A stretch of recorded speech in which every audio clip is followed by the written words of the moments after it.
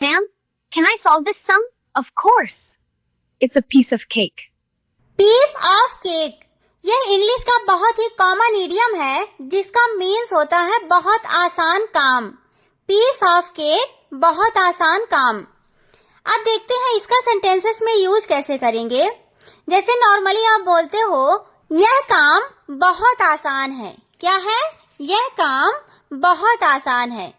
तो यहाँ पे देखिए, बहुत आसान के लिए किसका यूज करेंगे? पीस ऑफ केक का। किसका? Piece of cake. तो पूरा सेंटेंस क्या बनेगा? This work is a piece of cake. This work is a piece of cake. Next, मेरे लिए इंग्लिश बहुत आसान है। क्या आसान है? इंग्लिश। तो क्या हो जाएगा? English is a piece of cake for me. English is a piece of cake for me. अगला है, उसके लिए इंग्लिश बोलना बहुत आसान है। यहाँ पे क्या आसान है? इंग्लिश बोलना। तो क्या हो जाएगा?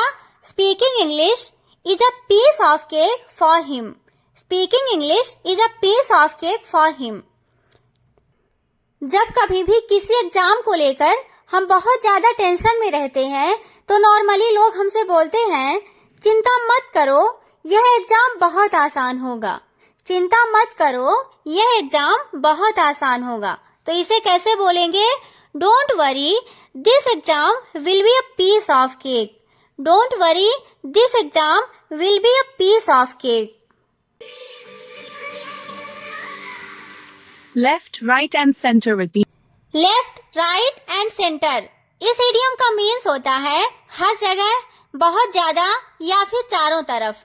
लेफ्ट, राइट एंड सेंटर, हर जगह, बहुत ज्यादा या फिर चारों तरफ।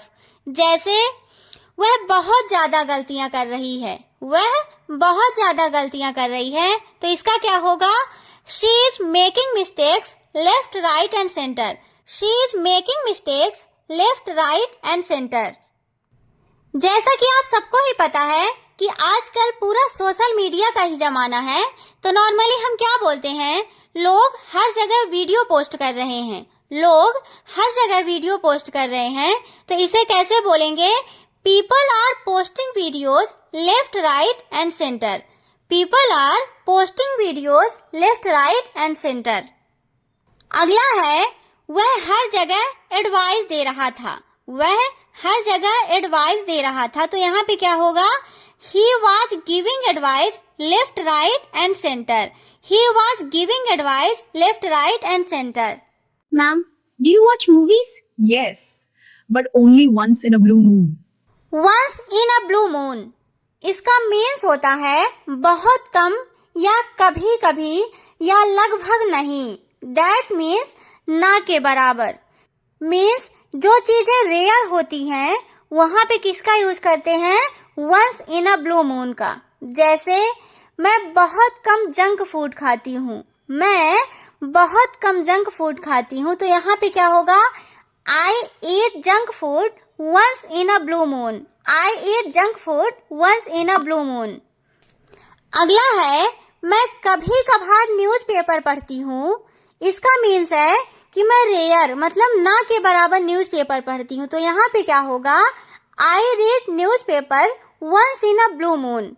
आई read newspaper once in a blue moon. हम बहुत ही कम बाहर खाना खाते हैं। We eat outside once in a blue moon. We eat outside once in a blue moon. Don't beat around the bush. Beat around the bush, इस idiom का मीन्स होता है घुमा फिरा कर बात करना। दैट मीन्स जब किसी बात को डायरेक्ट ना बोलकर घुमा फिरा कर बात की जाती है तो वहां पे किसका यूज करते हैं? Beat around the bush. जैसे वह बात को घुमा रही थी। वह बात को घुमा रही थी। तो she was beating around the Bush. She was beating around the Bush. अक्सर जब हम किसी से बात कर रहे होते हैं और जिस चीज के बारे में उससे पूछते हैं तो वह डायरेक्ट ना बताकर उस बात को घुमाता फिराता है, तो हम क्या बोलते हैं? अरे यार, बात को घुमाओ मत, सीधी बात करो। बात को घुमाओ मत, सीधी बात करो। तो यहाँ पे क्या होगा? Don't beat around the bush, come to the point. Don't beat around the bush. Come to the point. Next, तुम बात को घुमा क्यों रहे हो? तुम बात को घुमा क्यों रहे हो? Why are you beating around the bush? Why are you beating around the bush? Ma'am, is this the correct answer? Yes, you hit the nail on the head. Hit the nail on the head. इस idiom का means होता है बिल्कुल सही बात कहना. Hit the nail on the head, बिल्कुल सही बात कहना. जैसे तुमने बिल्कुल सही बात कही. तुमने बिल्कुल सही बात कही. You hit the nail on the head.